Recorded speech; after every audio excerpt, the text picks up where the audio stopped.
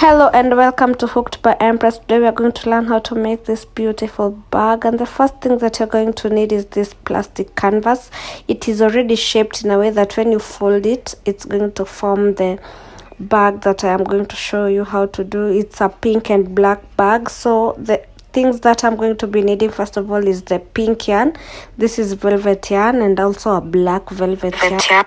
And the plastic canvas is a bit small and the yarn is a bit thick, so we're only going to use one strand of yarn to cover the sides of the plastic canvas. So we take our plastic canvas and look at the joining point. That is where the side part of the handbag connects to the other parts of the handbag. There's a straight line that forms right there. So we are going to cover the edges that are past that straight line on both sides, that is on the right side and on the left side of the handbag. And after doing that, we will remain with a rectangular part in the middle. So what we want to do is go from below the plastic canvas and skip one box. Only skip one box and go into the third square box on the plastic canvas. Go to the second row. From below, skip one box and go to the third square box on the plastic canvas, and repeat the same on the third row till you get to the edge of that first part. There's that part which curves, so continue doing the same until you get to that part where it curves, and I'm going to show you what you do when you get to that part.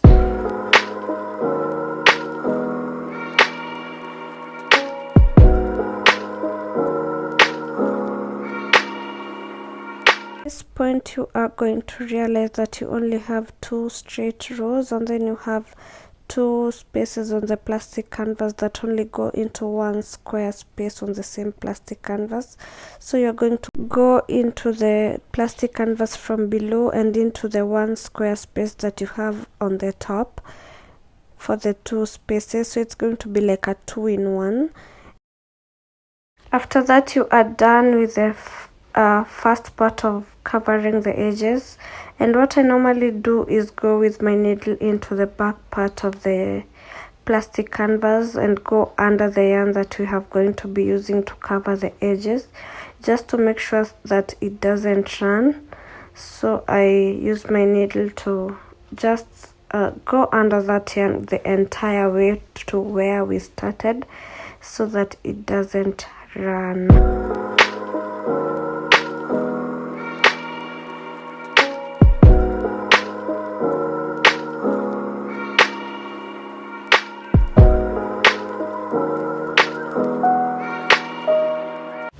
We have finished covering this part, so we do the same exact thing on the other side.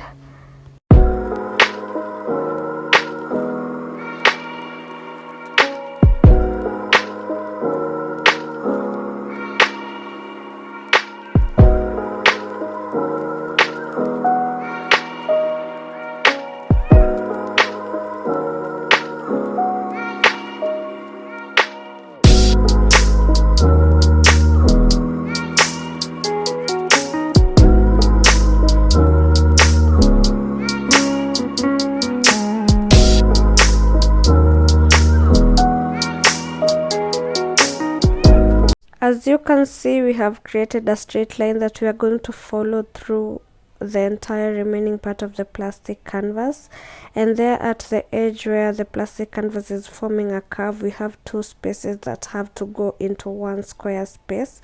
Then the third one is going to create a straight line and follow a simultaneous row till we get to the end of the plastic canvas. So the first thing you want to do is to cover those two spaces that go into the same square plastic space. So it's going to be like a 2-in-1. So yeah, you go from you go into the first one from under it, then skip one, go into the space below above it, and go into the second one from below, and also go directly into the square space that you already covered with the first yarn. So it's going to be a 2-in-1. Like I said, you're going into the same space, and on the third one you can see it has already created a path for itself, because now the plastic canvas is forming a straight line for it. So you just go into it from below skip one and go into the third square space from above it, and repeat the same pattern till you get to the end where the plastic canvas again forms a curve. Every time we get to the part where the plastic canvas forms a curve, we have to work differently. We have to go 2 in 1. And here we are.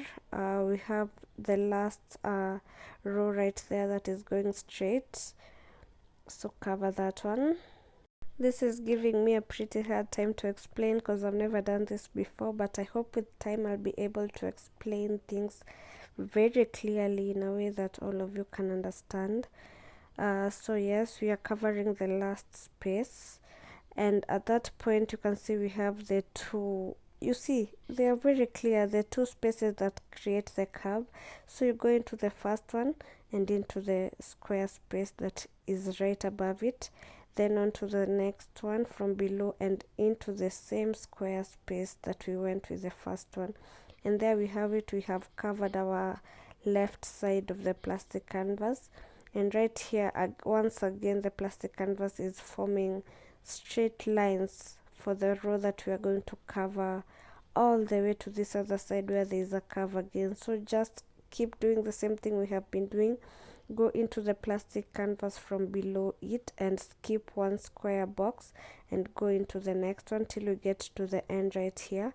And once again, there are those two spaces that you have to go to cover by going into the same square space before you start covering the side part of the plastic canvas. And there we have it. We have created a pink boundary for the bag, and we're going to go with the black yarn and cover the and create like another boundary next to the pink one that we have already created. So we will be creating a straight line by going into the same square space that we have already worked on with the pink yarn and going right into the next one from the top.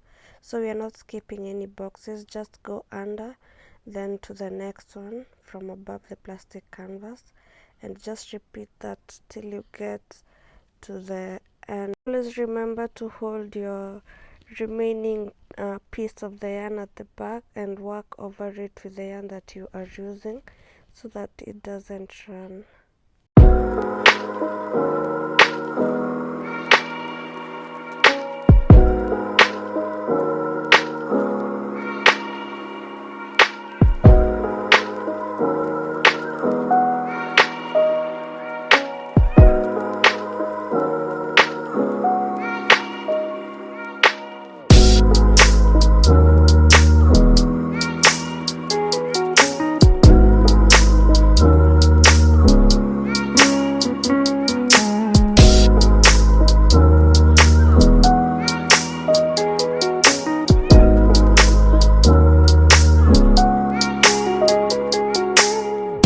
There we have it. We have covered the entire edges of the plastic canvas, and now it's time to work on the center part.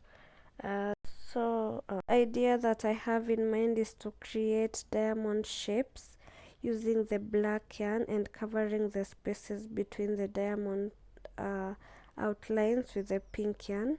So like I am trying to draw here, the lines that I'm drawing are supposed to be black on the bag, and the spaces in between are supposed to be pink. So I hope from that you can understand what I am trying to do with the bag, and by the time we get to the end of it, you're going to see what I meant by the drawing. So the first thing we are going to do is to create the black lines, the black outlines of the diamond shape with the black yarn. So as we have been doing, go into your needle with only one strand of the black yarn. The first thing you want to do when creating the diamond outlines is to skip the first line. We're not going to work on that line, we're going to go to the one right above it, and we are not leaving the space that we used to work the black boundary. We are going into that as our first space, and the idea is to create V shapes. So go into the plastic canvas from the back like we have been doing, and to the square space right above it. I'm going to be calling this a dot so that I can get the idea of creating the V shapes. So when you're working the V shapes, the thing you do is the same way we skipped the first row to make the first dot, we are going to skip another row to create the second dot. So it's like you are moving to the side and also moving a bit higher on the plastic canvas to create the shape. Like it's like you're creating a vertical line, so you have to move to the next space and right above the one that you have already worked on. I hope you can see what I am doing on the plastic canvas. So when you go to the third dot, you will have skipped 3 rows on the plastic canvas.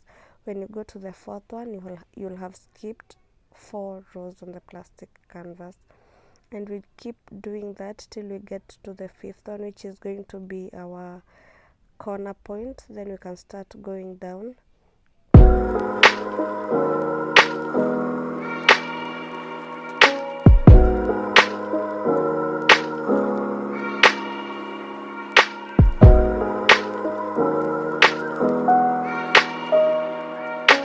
And there we have created our first stroke of the V, and the next thing now is to go down. So the same way we have been going left and up, now we are going to go left and down. You can use the dots that we created while going up to determine the position of your dots while going down, because the fourth dot while going up is supposed to be on the same line as the first dot while going down. Just make sure you're moving to the left and the dot is on the same line, like the fourth one. The first one is on the same line as the fourth one while going up, and the third one is on the same line as the second one is on the same line as the third one while going up. And you just repeat that till you get to the first one, which is going to be our last one when going down. And just the same thing that we have been doing, we are going to repeat till we get to the other side.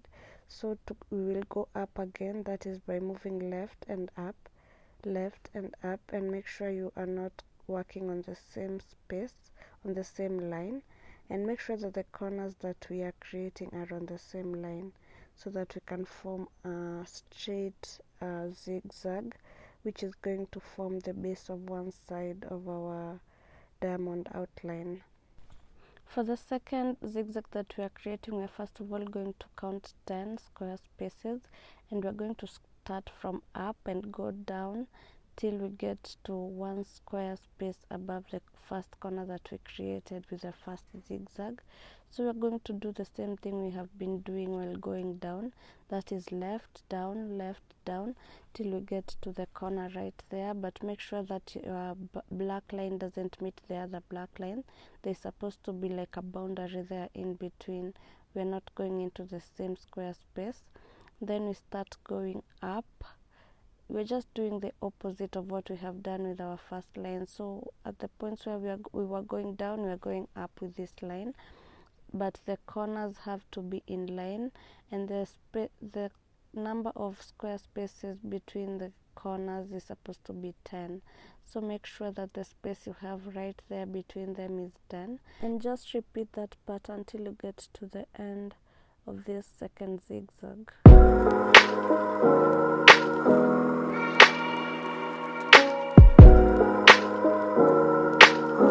And there you go. I hope your work is looking like this. If not, don't worry, just undo and repeat. And for the third zigzag, we're going to be doing the same pattern we did with our first one. So it's like we're just repeating that pattern again. So for the second one, we started at the top. So for the third one, we're going to start with the square space right above our second zigzag, so that we can form diamond shapes. And so let's do that. So I'll take my needle and go to the space right above where I started our second zigzag, sorry. And here we're just repeating what we did on the first row. So the first line was going up, so we are going left and up, making sure that we are not working on the same line but creating a V. So when we get to the fifth one, which is our corner point, we are going to start going down. My yarn is giving me some trouble there. So we start going down, And remember, when you're going down, your low point corner is supposed to be on the square space right above the one that you had created with the 4 other zigzag. Let me just put some yarn and continue. So keep going till you get to the square above the one. Like you can see, there's a small space that I have left there, and so we will go up and down till we get to the end of this zigzag. And for our 4th one, it's going to be a repeat of the 2nd one, and just like that we keep repeating till we get to the end right here. And so what I want to do at this point is create this black border that I did not create on this side. So like we did when creating it on the other sides, just do the same, up and down till you get to the end, not skipping any boxes, just up and down till you get to the end there, and join it to the left side of your border. This is looking beautiful already, so the remaining part is the easiest. We are going to use double strand to fill the spaces that we have left there, and there's no formula for this, you just fill it. Just go with the spaces that we have right there. Let me put some yarn and show you.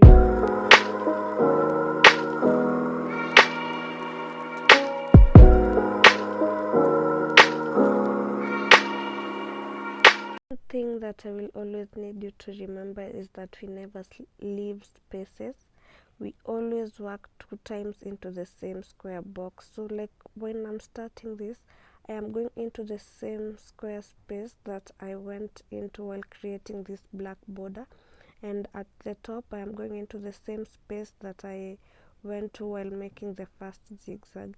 So the formula here is just filling the spaces, going right into the space that we created while making the border, and into the space that we have created while making the zigzag. Don't leave any space.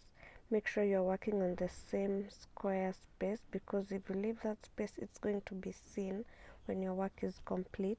So just keep going, keep covering that space on our first zigzag, and I will show you how to work on the second one.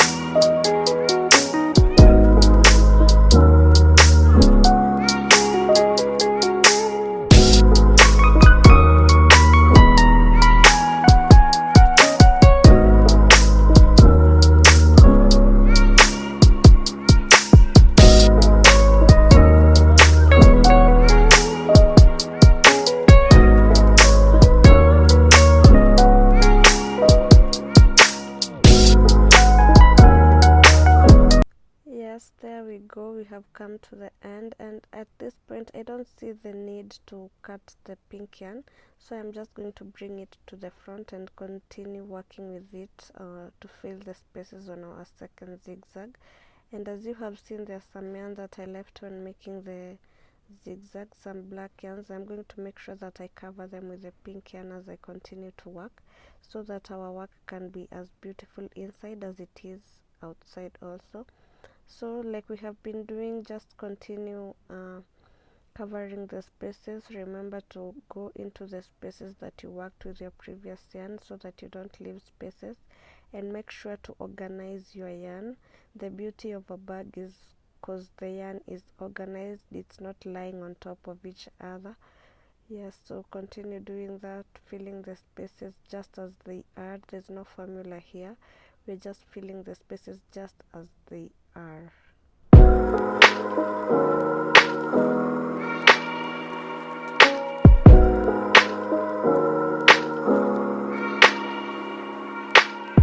Just continue doing that till we get to the end, and there we have it. Our bag is almost complete.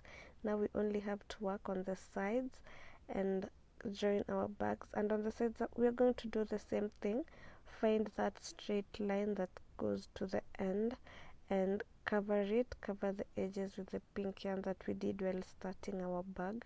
So let me get some yarn into the needle right there, and of course we are using one strand on. For this part I was only skipping 2 boxes, and like when we started with the edges of the bag we were skipping 1 box. For this one we are skipping 2 because right there is where the line goes straight to the top. As you can see, there's a curve that forms right above there. I will show you how to work on that when we get there. So make sure you are going on a straight line covering the edges until you get to the top right there, where we will be using the same formula to cover the curves of the edges, that is going from below 2 spaces and into 1 from the top. And we are going to do it twice because, as you can see, the top of this side part of the handbag is an entire curve. So just do that, and after you are done we are going to create a border with the black yarn the same way we did on part of the bag. So just go into the same square space that you worked on with the pink yarn and right into the next one, making a straight line till we get to the end. And there's that small space remaining there at the middle, so I'm going to put my pink yarn back into the needle and create a straight line, because that is the space that we have left there. So it's just like we have been doing with the black yarn, just that this time we're not going to go back, it's just straight. So you go into the left side from below and onto the right side from above it.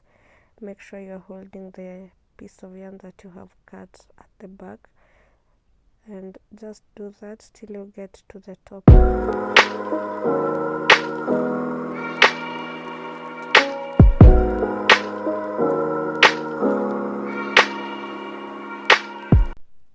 After you are done covering this part, we will do the same on the other side, and there we have it. Our bag is complete. It's almost complete because the only thing remaining now is joining the parts so that we can form the bag. We will be working all around, including that part where it doesn't have to be connected to any part, so that we can create an outline for it. So we are going to be using this pink yarn to sew, and I'm going to use it in double strands so that it can give a perfect finish. So take your needle and go into it with your pink yarn and pull it to make sure you're using a double strand. So the spaces are already there, you'll just see them, and what you do is just join the 2 sides together and make sure you are holding the yarn that was remaining. Go over it so that it doesn't run.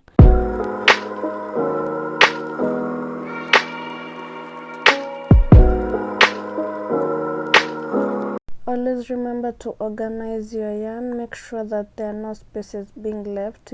Once the bag is done, we don't want to see the plastic canvas at all. So continue till you get to the end. This is how it's going to look, and we will repeat the same on the other side. But first, let us give this side a perfect finish. That is by just going into the space that we have there and passing the yarn on top of it, and yeah, just like that, so that the yarn that we are going to see when we open our bag is the pink one and not the black one. So continue doing that till you get to the other side, where now we will be joining 2 sides to complete that second part. And this is what we are going to do all through the bag, just joining the sides so that we can have a complete bag. And then we're going to work on this other side also to create a pink outline on the bag. And there it is. I have done it. I hope you have done it too. And you just can't watch this video without trying. I need you to take some yarn and give it a try. If it's hard, go back. And if you want me to explain anything in any better way, make sure to leave a comment and help me know what I can do better, what I can say better, how better I can explain to you, so that you can be able to make this and many other bags that I will be showing you in future.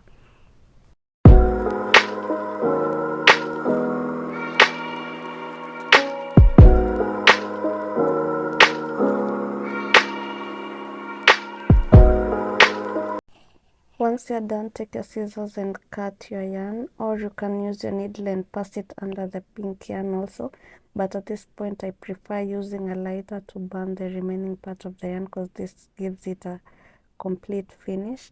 Depending on the lock that you have, it's now time to fix the lock.